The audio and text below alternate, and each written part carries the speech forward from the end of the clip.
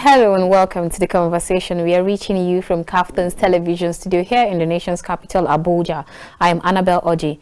Now, the People's Democratic Party, PDP, last weekend elected a new set of members from various parts of the country into its National Working Committee to take over the leadership of the party. 21 people were elected at the party National Convention, which began on Saturday and lasted till Sunday at the Eagle Square here in Abuja. In case you missed the convention, let's give you a full list of the newly elected national officials of the main opposition party. Now, Ayocha Ayu came up as the national chairman. Now, deputy national chairman North was Umar Damagum, which was actually contested. Deputy national chairman South was Taufik Arakpaja, which was contested. National secretary Samuel Anyanwu, which was unopposed, and on their national treasurer they had Ahmed Mohammed, which was unopposed also. National organizing secretary was Umar Bature, who was actually unopposed. National financial secretary they had Daniel Woyeguturu, who was unopposed, and national women's leader Professor Stella Fr Ato, who was also unopposed. National youth leader was Mohammed Suleiman, which was contested. National legal advisor was Kamaruddin Ajibade, which was unopposed. The national publicity secretary was Debo Olorunagba, who was unopposed. National auditor was Okechukwu Daniel, who was also unopposed. Deputy national secretary was Satuji Kosho Dewi, was also unopposed. Deputy National Treasurer was Undubisi David, who was also unopposed. Deputy National Publicity Secretary was Ibrahim Abdullahi, who was unopposed. Deputy National Organizing Secretary was Igoyota Amori, who was also unopposed. Deputy National Financial Secretary was Adamu Kamale, who was unopposed. Deputy National Women's Leader Hajara Wanka, who was unopposed. Deputy National Youth Leader Timothy Osadola, who was unopposed. Deputy National Legal Advisor was Okechukwu Osuha, who was unopposed. And Deputy National Auditor was Abdulrahman Muhammad, who was also unopposed. Now, on the conversation tonight, we will be talking to an elder statesman and a politician to get his thoughts and assessment of the exercise so far. But that's in a moment. Please join us again.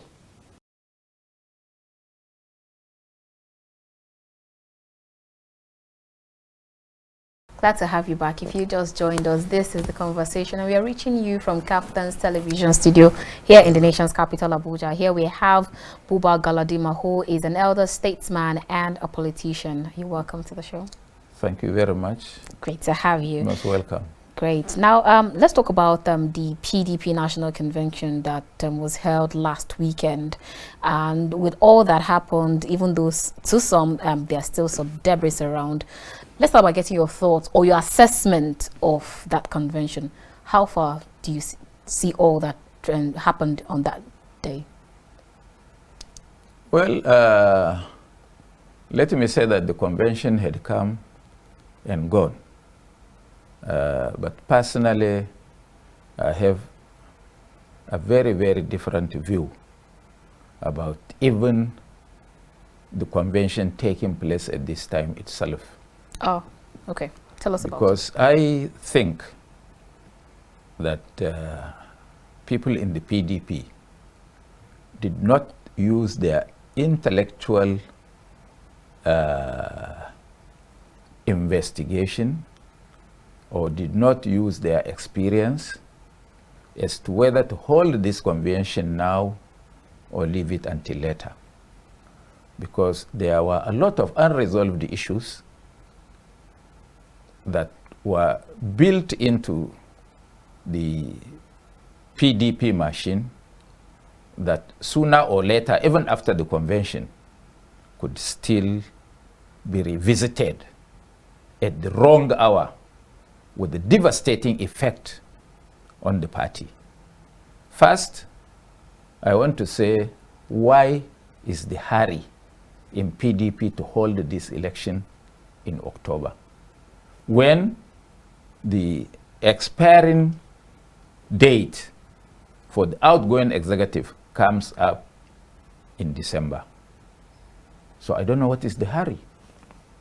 They are just trying to massage an individual's ego, which is not good, for the system by forcing the national chairman without due process, removing him from office, and hurriedly conducting a convention to replace him. And I have 2 or 3 reasons that I can give. Okay. One, neck of PDP tried, the governors forum tried to force the neck of PDP to impeach the national chairman of the party. That was not successful.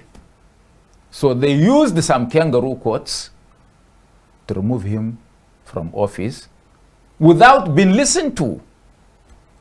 Without being listened to. Ordinarily, as a party manager, I could have set up a committee to investigate him, give him all the opportunities to defend himself if there were allegations against him. The report of the investigation should be brought to the neck of the party, and the party should now deliberate on the report, adopt or reject. By that time, it is accepted that the man has committed any offense. They could now sack him. And he knew, because he was given an opportunity to defend himself, and he didn't. This opportunity was not availed to him. They rather took him to a court that had the influence of certain individuals on those courts and pronounced him guilty, removed him as a member of the party at his ward level. And the same issue came up at another court of appeal where those individuals have influence, and they sentenced Secondus guilty. I'm not supporting Secondus because he's one of those that frustrated people like us from joining the PDP. Oh. But that does not mean that we could not do justice to him as an individual. Because whenever there is no justice in any system, it can never work, there will never be peace. Now, Secondus has got the option to appeal. And you know for sure that he can appeal. By the time the Supreme Court listens to Secondus, it may be June, July, August, September next year. And if Secondus gets judgment at that hour, then the PDP is finished. They cannot even field their candidate. Or even if they field the candidates, those candidates were null and void. And you know, in a third world country, that the party in power would try to arm twist the judiciary, as usual, as found in all the political climes in third world countries, to give judgment to Secondus. And if the Supreme Court says that Secondus has not been given fair hearing, there was no prima, cogent, and verifiable reason to remove him as national chairman, everything built by the PDP collapses. So at that hour, the PDP cannot field any candidate again for the election because the Electoral Act has taken its toll on the system. This is one issue. Now, people ganged up to remove Secondus. It will now be their turn to fight themselves. So why don't you? I went to one of the leaders, prominent leaders of the party, on Wednesday last week, and told him that they should pray that the court suspends the convention. If the court has suspended Saturday's convention, they have another opportunity to call Secondus, sit him down. Look, how many months remain for you? 2 months. It's okay, come, you are national chairman. Within the 2 months, organize election. He organizes election and they squeeze him out. They lost that opportunity. So that opportunity will come to Secondus at the wrong hour for them, because I bet my life that the APC could use Secondus. They can settle him his pension and gratuity to get out, they will arm twist the judiciary if the PDP is not lucky to give Secondus, to give Secondus judgment as the bona fide chairman of the party who could have organized Congress or congresses and conventions to ease these people out. So for me, the PDP has again shot itself on the foot, and you also know that as a fact that every person that was elected in this last Saturday's convention in the PDP was brought in by somebody. So there is no democracy. As far as the PDP is concerned, if you don't belong to any governor or any powerful person, or you are an in-law to somebody, you have no chance. But they are behaving like a cult. But then you have some of them that were actually unpopular, like the one that was chosen as the youth leader. A lot of people, or popular, did you say? A lot of people said that at least he's unpopular. Unpopular? Well, I don't know him. You may know him. But agreeing with them, why didn't they vote him out? They used political tricks. I know of his godfather who was going from house to house telling governors and whatnot that if they don't, that the other side were hobnobbing with the APC, therefore don't vote for their candidate, and that if you vote for their candidate, they will later on join the APC, and they want to disgrace me, and that I have given so much to the PDP, therefore I should not be disgraced out. Was anybody forced to vote for him because he was unpopular? Okay. Now, according to some people, they say that the process that led to the emergence of the new leaders in PDP convention was actually undemocratic. Youth leader? To the youth PDP convention, I beg your pardon. The process that led to the emergence of all of the leaders that came forth during the PDP convention, that it was undemocratic. So now, what are your thoughts on this? I've just explained so. They didn't follow due process. And because PDP is not a serious political organization, they are not interested in winning an election. They are interested in holding party position. They are a cult. If you don't belong, you are out. Have you seen? Can I show you a video here when one of them appeared, one of them that was disenfranchised appeared at the convention ground? Pandemonium broke out because he came in with over 100,000 people to show them that he's in charge of the politics of at least this part of the country.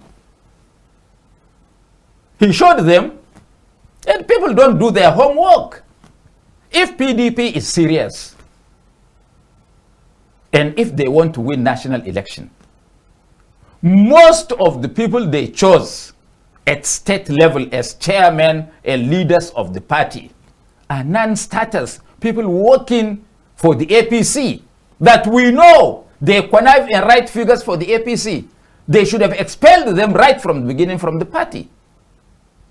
But because my thinking is that even the entire leadership of, majority of the leadership of the PDP are working for the success of the APC. If not, some people have no business in being in the PDP.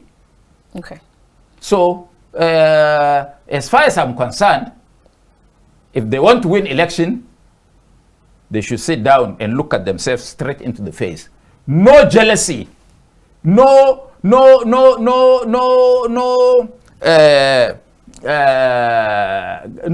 feeling of why is it the other man. They should look for who can win, who can do the job, who has got a past of performance when he held the public office.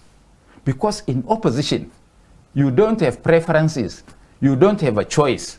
What you have is to allow the people throw up a person whom they like and they can die for. By that, you can win the election. PDP is not thinking that way. What they think now is that whoever they put as candidate will defeat the APC. I want to tell you, no. Okay. Now, because a lot of them have actually said that the person that they had, that's Prince Uche Secondus, is actually not the right person to lead them through to the presidential elections. And then, before we start, you said... But did you forget that it was Secondus who helped them from 11 governors, scored 17 governors for them, won the presidential election, and it was taken away from him by force? How are they sure that the people that they are elected now to lead the party are better? We know their pedigree from Babangida's transition. We know how they connived. And you should look at those individuals they made, whatever they are making them, whether they have all the baggages on their neck. When the stories start to come, the PDP will be ashamed of what they have done. Okay, you said something when we just started during the introductory section. You said the convention was actually done to massage some people's ego. Could you put a face or a name to it? You don't know that? No, I don't. It's okay. Go to the records. Go to the papers. You will find out who and who insisted that Secondus must go. Secondus shortchanged me. I shouldn't have been fighting on his behalf. But I'm fighting on the basis of justice and fairness. And once you cannot do justice and fairness to yourself, you are not qualified to do it for others. You use the man in front to measure the depth of the river. So I'm not a Secondus friend because he shortchanged me in Yobe, carry election materials, and gave our rivals who are working for the APC, and they took these things to Bauchi State Government House where they voted for them, and the same people I told him that will betray him, betrayed him, moved the motion for his removal. It serves him right. All right, now let's talk about the new PDP national chairman that they have, Yocha Ayu, who was a former president of the Senate and former minister of the Federal Republic of Nigeria, and now he's the elected chairman of the party. What do you foresee as him becoming the chairman of the party? He has a burden to sort out. First, because of their anti-stand against a certain tribe and a certain section of this country. That will come up at the appropriate time against them. And those people whom they are fighting as a tribe and as a section of the country will hound to them. That's the number one wrong step the PDP has taken. So is this actually a talk of marginalization here? Who is marginalizing who? I'm trying to understand. Everybody in Nigeria is marginalized. I'm marginalized. I worked for Buhari for 15 years. I'm not part of the system. So I'm marginalized. I can't go to any public office to ask for a favor. Nor can I even promote my children. I end up on the farm trying to make a living. So marginalization, just leave the word marginalization. Okay. Every Nigerian will tell you, even Buhari will tell you he's marginalized because he's been accused and bastardized every day on the social media. That's marginalization. All right, then. Now, there are speculations that PDP governors rejected Senator Mark for the position of national chairman to reduce military influence in PDP and democracy in Nigeria generally. What are your thoughts on That's this? not correct. What I learned was that Mark himself said he is not in a position, health-wise, to shoulder such a responsibility that he cannot discharge. That does not mean that my personal opinion from the experiences of military people in governance, I may support Mark. But for you to say Mark was rejected because he was a military man was not correct. Go and find out, research out. What I learned was that Mark himself professed, and rightly too, that he is not health-wise sound to shoulder such a heavy responsibility as the chairman of an opposition political party. But I can be disproved. Okay. Now, a lot of people have actually also stated that the PDP convention was actually properly done, because they said that it was, they did it in a very proper way. They did it, they were organized. That's the word, that they were very organized, unlike what you have in the opposition party, where they had their state, national state chairman. They were expecting to have 36 or 37 state chairmen, but they ended up having even more than 50 chairmen. They but had here, 96. 96, yes. Chairman. So now they have, the PDP were able to put their house together, and for the first time they feel that it was well organized. So what are your thoughts on this? Who organized what? There was no Congress in any state to bring out any chairman democratically within the PDP. But because people didn't care about the PDP, that is why it was no news. There was no Congress to hold elections for party executive at ward, local government, and state levels. At least where I come from, the elections for Yobe were conducted in Bauchi. So which one are you talking about? So isn't it because they were zoned? They had it in those, like you talked about, where they had one in Bauchi, and then isn't that the reason why they were able to put themselves together? Because the governors tele-guided. You see, let me tell you something. The PDP believes that whoever has a deep pocket, rich person, he has a monopoly of knowledge and influence. The PTB also holds the fact that whoever is a governor, that he is more wise, he's more acceptable by God than those that were not in a position of authority. And it doesn't go like that. Look at me. Look at me at my age. Do I need a godfather more than God? Huh? Why should somebody, because he's governor or he's rich, think that he will decide for me? Or he will decide for any Nigerian? That is not correct. If that is what I will accept, why wouldn't I remain in the APC? And put my head down in shame and get whatever I need to get? But at this age, I should be able to speak the truth. I should be able to guide people like you. I should be able to impact knowledge and experience on the polity. That is why we are here. That's why God is sparing our lives. To speak the truth, to guide the young aright, so that they do what is best for them. All right. Now, the new national chairman, Senator Ayu, has also stated that PDP is back on track to take to take power from the ruling APC. I think he doesn't even understand what he's talking about. In the first place, opposition parties, no opposition party anywhere in the world leads wants to win election does not beat the gun. They wait for those in government to commit mistake, and they capitalize on those mistakes. Even for PDP to hold a convention before that of the APC have given them up that there are no people that use their head and brain.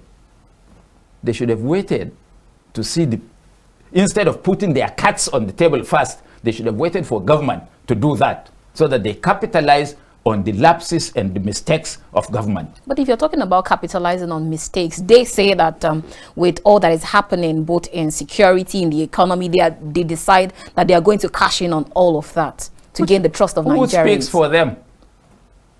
Which of them speaks sense? That is the mistake they are making. That whoever they put forward will defeat the APC. I want to tell you, no. PDP may not even contest the 2023 elections.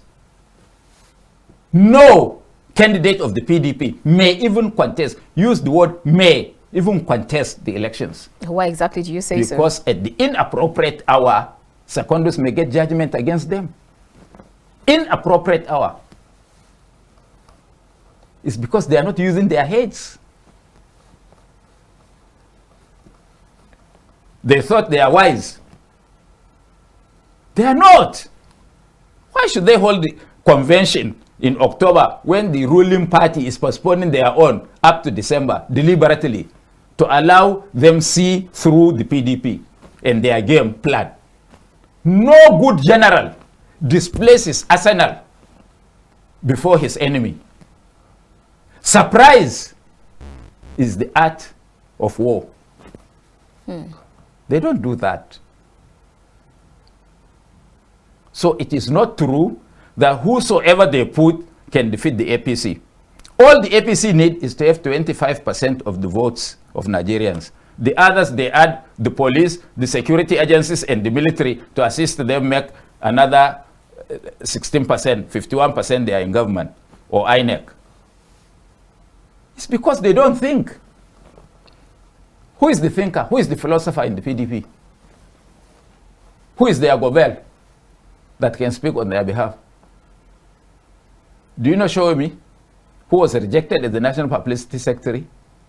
Do you know him? Have you heard about him? I have. He's one of the most intelligent guys around.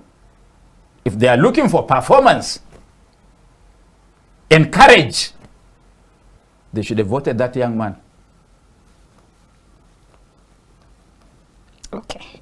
So, like a lot of people have actually said that you would definitely get more defections to the PDP with all that they've done. And then we're beginning to wonder how much... getting more defections out of the PDP because there are a lot of silent people that were excluded.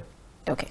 We would like you to hold your thoughts on that because we want to know how much this convention, organizing this convention on October, like you say, has actually made them shut themselves on the leg, and how it will affect the 2023 general elections. But before you make that statement, let's go on this quick break, and when we return, the conversation continues in earnest. I'll see you in a moment.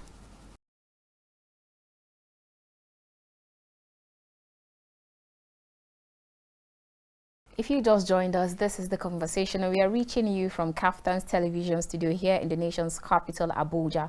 Now we still have BUBA GALADIMA, who is an elder statesman and a politician, and we've been talking about the recently concluded PDP convention.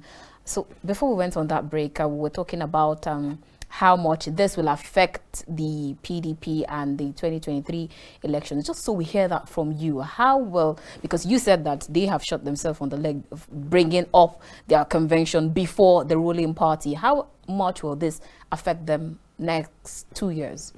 Not even 2 years, in 2023, a few months. I've already said that times without number, even in this interview.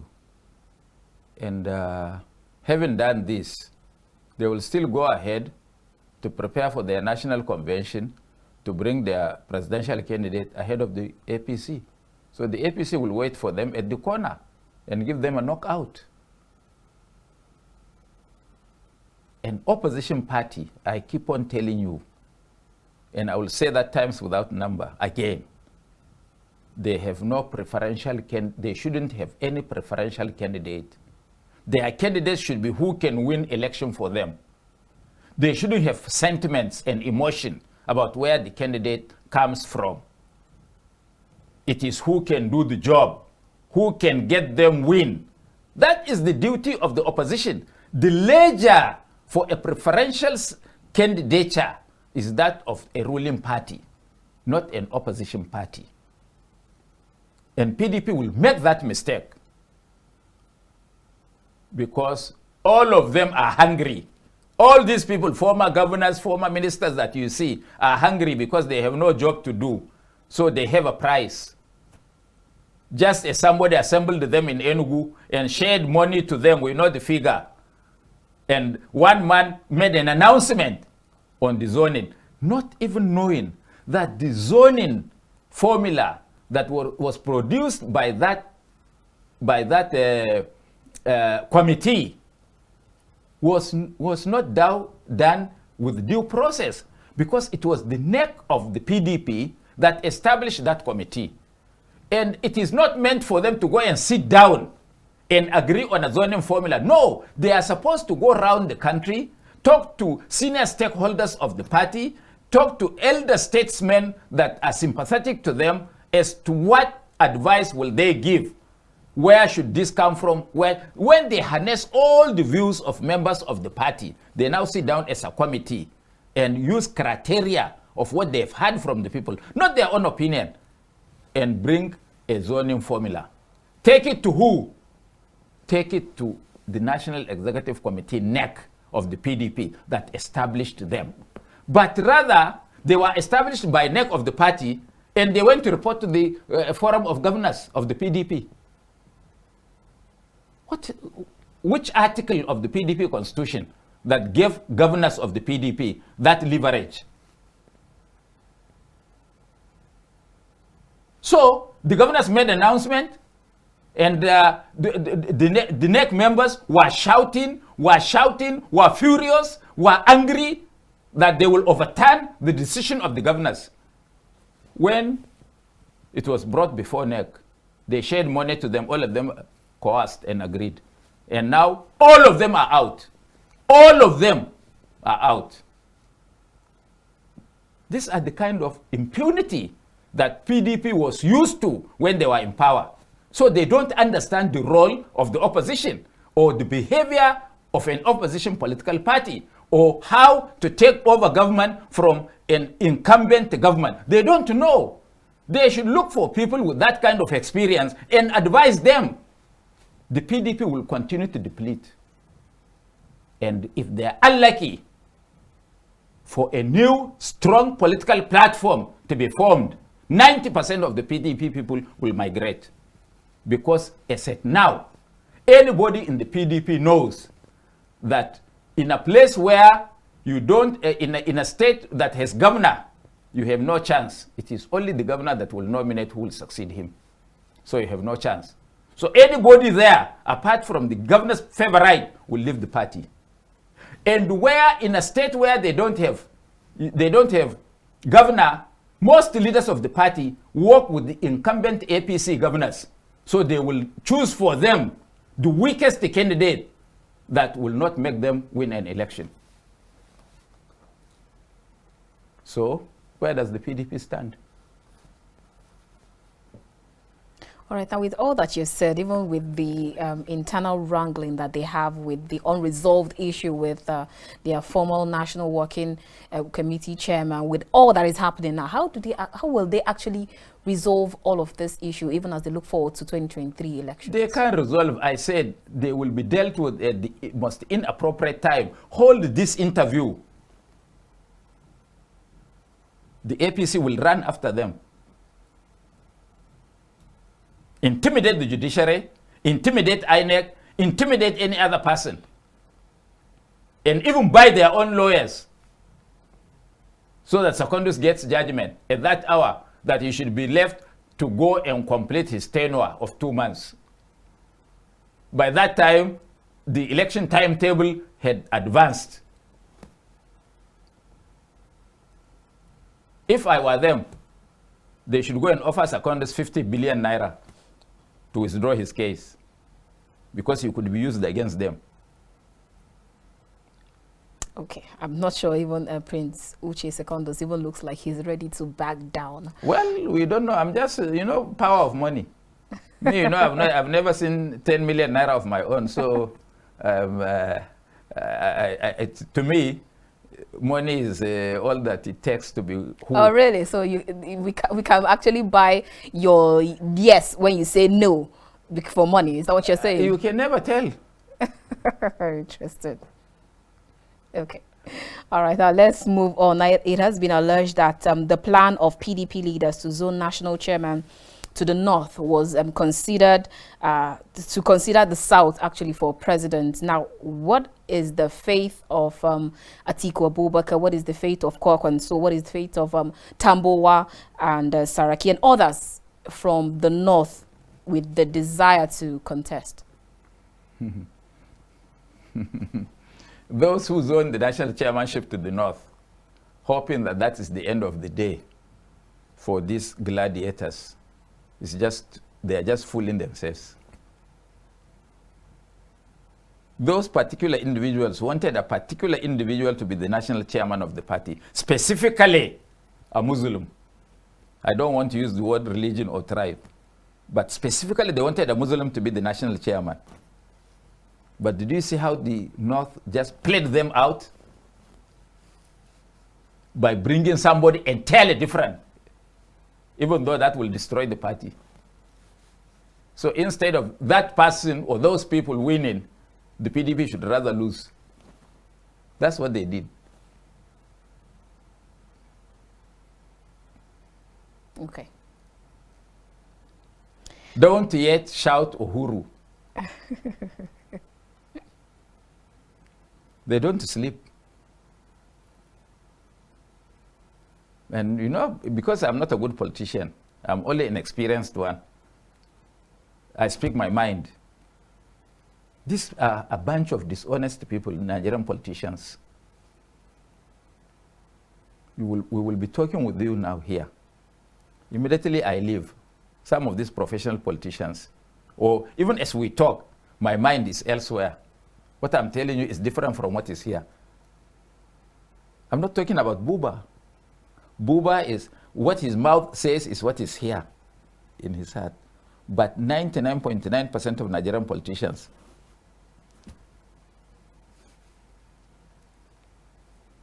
what exactly do you take to be the reason for this? Because it has been it has been a long time coming. You have a lot of people accuse politicians of saying, calling black when it's actually white. And it has been there over time. So as an elder statesman and as an experienced politician, what exactly is the reason for this? Because we are being guided by our self-interest rather than the interest of the country or the community. Self-interest. So is it a Nigerian factor? No, in most climes of the world, but it is worse in Nigeria. I have not seen an honest one yet. I've been in search to have an honest Nigerian politician. If you are an honest Nigerian politician like me, you will die a pauper. You will die without holding any public office. But you will be a very, very popular person. In the midst of the forest, if you drop me in a car and 3 people pass, if I greet them, one of them can turn back and say, "Are you BUBA GALADIMA?" What do I need more than that? You come to my house. Every 24 hours, not less than 100 cars go in and out. We eat. We drink. Sometimes people help. What do you need all this money they are stealing for? All this power they are using for what purpose? You are looking for trust. We don't have money. We don't have authority. Yet, when I speak, if they just do a sample that I'm going to say something on any radio station, at least this part of the country, 75% of the people will not go anywhere. They will wait to listen to what I'm going to say. And they have trust in my ability to say what I believe is right. Now, taking a cue from that, with elders like you and others, from the happenings with the PDP, the governors have been alleged to have hijacked the party's structure, and elders like you have no say. What are your thoughts on that? How much will this affect the party? Forget about the party. What you should ask is how much will it affect them as individuals? They will be at the receiving end. Because in 2023, virtually all of them are going. So if they go, they will also be treated by those that will inherit them as they have treated their predecessors. They forget that one. There is a law of karma. Do unto others as you would want others to do unto you. The governors are just fools. There is no need to be high-handed. There is no need for you to equate yourself to God. Because there were, in every governor's office in Nigeria, when you look at your back, you see photographs of others, some of them dead, some of them alive, but have no influence. Do you want to be like them? Why don't you do what is right and leave the rest to God? Everybody, every governor, every president that has planted a surrogate to replace him, how do they end? You remember Amadou Ahidjo of Cameroon and Paul Biya? I want to tell you something you may not believe. Do you remember Umaru Yar'Adua and Obasanjo? Before Umaru got real seat, Obasanjo was even a persona non grata in the villa. I say this today, let him come and dispute me. So there is no need for you to interfere because you have no guarantee. Look at my friend Konkoso and Ganduje. There is nothing on earth that somebody will do to another person to help him that Konkoso did not do to Ganduje. He even stopped him from visiting Kano for nearly 2 years, wanting to kill him, according to allegations available at that time. Who? Did you know, did you hear Dr. Abubakar Olusora Saraki? Did you know how they ended with his own son? Did you know Adamu Atta and Saraki? Did you know about Limi, Aminu Kano, and Balarabe Musa? Are you aware what had happened between Ada George and Peter Odili? Did you know what happened between Joseph Wales and Clement Isong? Do you want me to continue to count? That's some deep revelations you just left. Do you know what is happening now between Ahmed Bola Tinubu and Fashola and Ambode? Have you done research? So why do you choose anybody? Allow the people to choose their own. Leave the rest to God. Just pick your briefcase when you finish. You walk out. You walk away. It's God that will protect you, not the person who you put there. People are changing parties because they want to gain advantage, which means they do not believe in God. They have no faith. We are saying this because we are in a position to say so. We are nobody's boy. Our Father is only God, not God Father, small g. That's some deep revelation, a deep thought that you actually just brought out there. Now let's talk about the rescue mission, Rescue Nigeria mission, which is actually growing momentum at the moment. What are your thoughts? Do you see them as a third force to stand up against the two major political parties? No. How so? Because they have no nucleus of support. They are only being theoretical. They are not practical politicians. They don't have the reach. Oh, really? Yes. For any third force to succeed, you must have nucleus of support. And I will advise them, if they want to succeed, that they have not yet planted the proper foundation and pillars of success. They must reach out to other groups and certain individuals that have gotten base support from which they can take off. As they are, they cannot even win councillor. And then you have some individuals like the former INEC chairman, Professor Tahiru Jiga, and others. So isn't that enough for them to move? Is that the Electoral Commission or the University of Bayero? Where is he starting from? From Kano or from Kebbi? You see, we don't know each other. We just terrorize.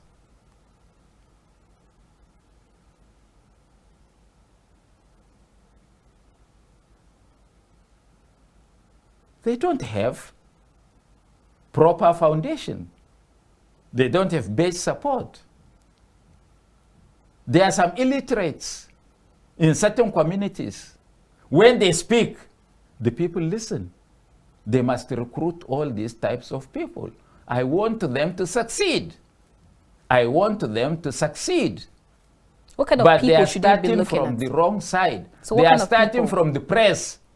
They have not done proper homework under the table before they came out. Whoever does things in a hurry will live to regret. So what kind of people do you And it's because need they are them not to look for? politicians.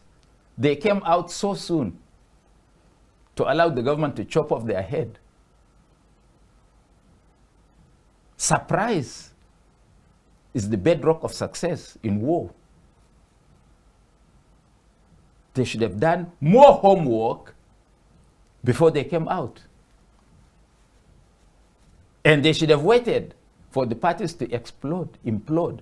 They don't even know now who are, for example, marginalized by the PDP convention in states. They So wouldn't- at this time, are they coming too early? Or Yes. too- Yes. Opposition doesn't run a marathon race. Opposition does a sprinter race. Once you come out too early, you give your opponents in authority the opportunity to dismiss you before the time for proper need comes.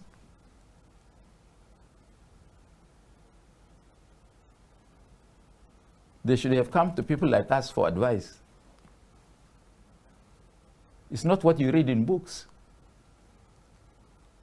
Political scientists are the worst practical politicians. Amos Sawyer of Liberia is one classical example. Even when they win,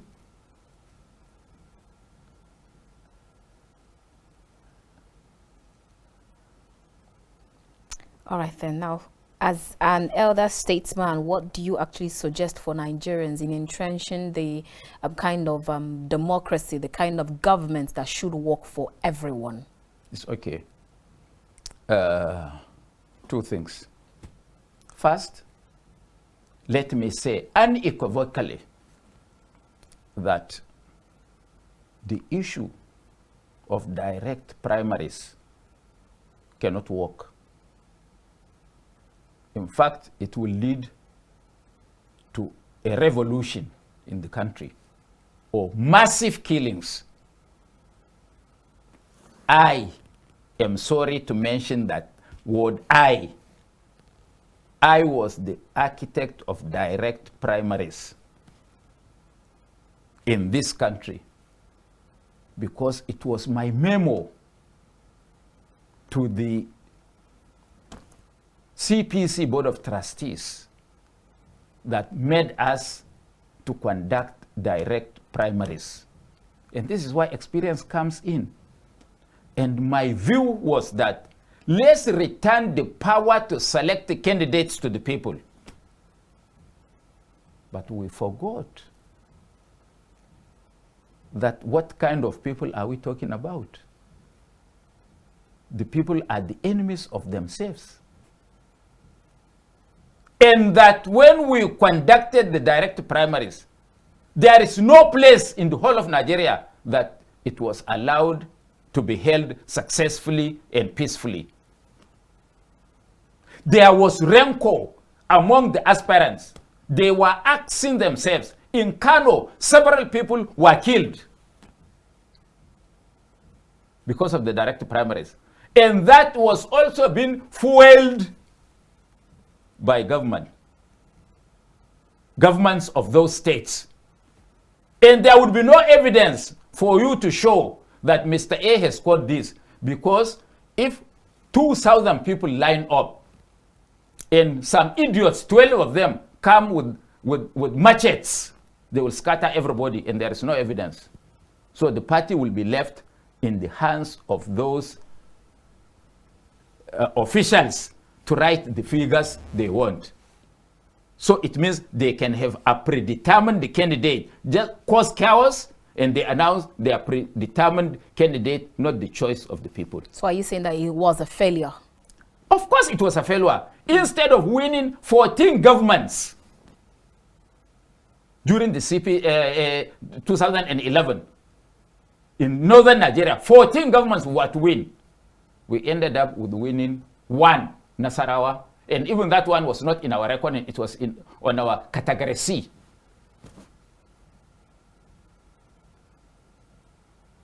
So, the people themselves will cause chaos without really appreciating the privilege that was given to them, and they will be assisted by the opposition in that state, whether government or individuals, so that they fight to finish among themselves.